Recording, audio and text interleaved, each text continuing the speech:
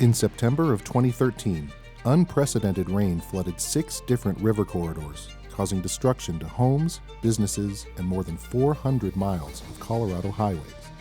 In 2022, the Colorado Department of Transportation finished the final permanent repair project from the floods. This is the story of building the road to resiliency.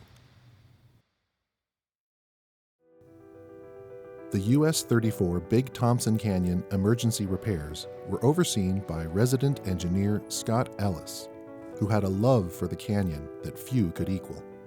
Scott is a remarkable human being. I forget how long he had been at CDOT, but by the time that the permanent repairs rolled around, he was approaching retirement. But 34 was, both from the personal side and the work side, just so near and dear to his heart. He was an avid cyclist, and I forget how many months in a row, even throughout the wintertime, he had a group of friends that, once a month they would ride up and down the canyon.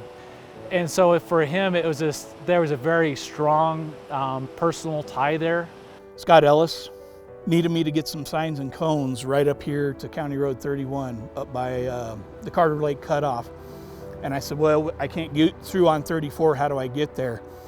And he gave me the weirdest route I've ever been on, and I've driven it numerous times to commit it to memory so that if I ever have to get there again, it is you go down First Street, you come back through some neighborhood, you drive through Bob's Field, you come around a dirt road, and somehow you come out by Carter Lake, and next thing you know, you're on County Road 31, and it was unaffected by the flood. And here 34 is washed over with debris, and I said, only Scott would know this way around here. I think it meant a lot to him. You don't realize the impact that a corridor like this has on not just Colorado, right? It's a huge tourist highway.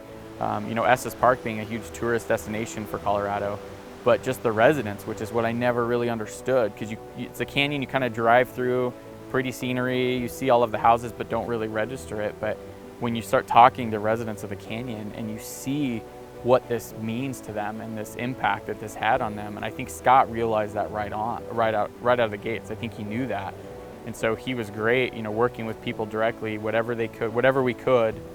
He started that communication with the residents, and I think he just, from experience or just intuition, but he knew the impact that this was going to have on the residents of the canyon.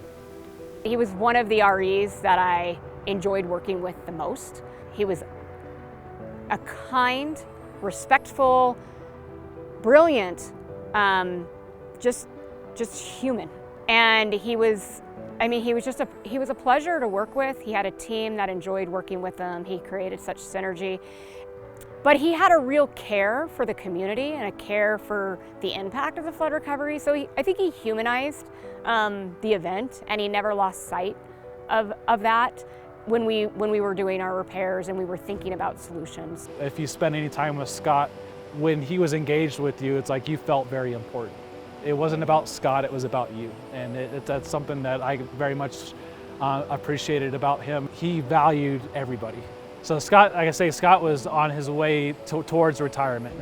And so he knew that he wasn't going to get through the entire permanent repairs before he retired. So I think he saw an opportunity for me to be the leader for the Big Thompson Canyon.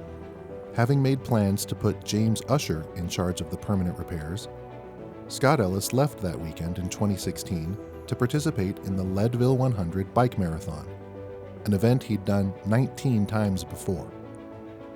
But around mile 80, Scott had a heart attack and later passed away.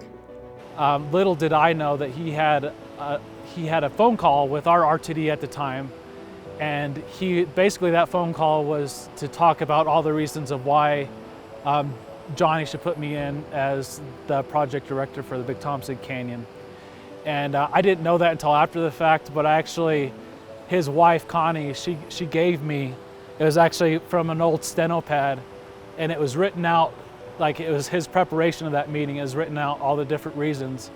To have somebody so special like that put that kind of faith in you, that definitely meant a lot. And it was definitely a motivation when things got tough. When things got trying, it was definitely a motivator of like, okay, it's like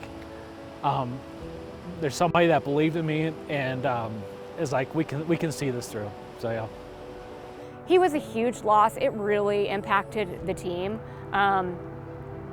He passed doing his greatest passion. So I would think if we all go some way, hopefully it's doing something we love to do. But it was really tough.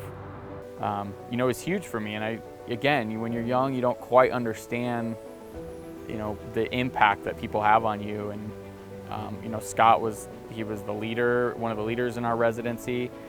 He was a coworker. I never felt like he was my boss. You know, he was just there for you whenever you needed help. And so it just showed the kind of person he was. He wasn't in it for the glory. He wasn't in it for the titles. You know, he was doing what was right for the project and what people needed. And so, yeah, it was heartbreaking. There's a group of folks that came together and they were able to get donations, and they put together a monument. If you go up the road just a ways, there's a State Patrol monument for the officer that was killed in the '76 floods. Just downstream of that, probably 200 feet, there's another big rock with a plaque on it that's got Scott's face on it, and with to really memorialize him and his efforts, but also just his personal connection to the canyon as well. It's kind of got him in his CDOT hat, but also a bicycle with his monthly rides up the canyon, rain or shine, or snow.